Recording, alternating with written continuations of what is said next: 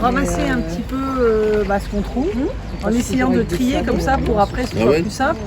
Et donc on va remonter le parcours de santé jusqu'à la rue de la Bouverie. J'ai un chien et je le promène souvent ici au parcours de santé. Et j'ai vu, surtout avec la crue qu'il y a eu il n'y a pas longtemps, il y a des vagues et en fait il y a pas mal de déchets qui se sont mis au bord de, on peut dire ça, des plages peut-être. Et du coup je me suis dit pourquoi pas envoyer un mail à la mairie pour faire quelque chose, mais plutôt avec ma mère.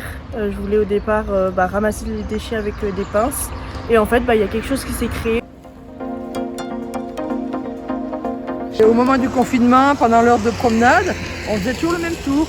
Et puis le premier jour, on a commencé à trouver des masques, alors on les ramassait pas. Puis après le lendemain, on s'est organisé, on prenait un sac à chaque fois, on prenait des gants. Et puis tous les jours, on ramassait et on mettait dans les containers. Donc on est assez sensibilisé à la propreté de notre ville.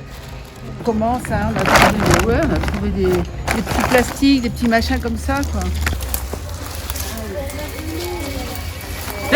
Bouteille de bière. Ah ouais, super. En tout cas, ici, on est sur l'écoquartier. Bon, ce qui est regrettable, on le voit là, notamment avec des barrières de chantier qui sont en plastique, qui se décomposent, très compliquées à ramasser.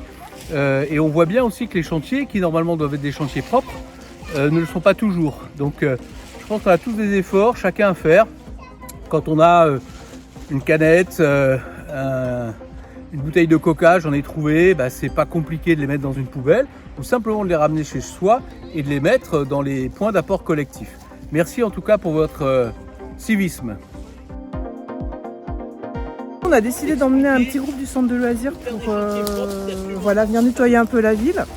Alors à la fois c'est pour faire prendre conscience aux enfants qu'à un moment c'est à nous d'être responsables et de pas faire attention à ce qu'on fait, de ne pas jeter ses déchets.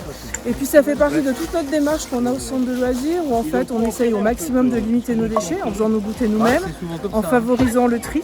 Enfin, je dirais que c'est dans la démarche des futurs citoyens qu'on veut former. On a ramassé du polystyrène, des piquets en plastique, un clou géant.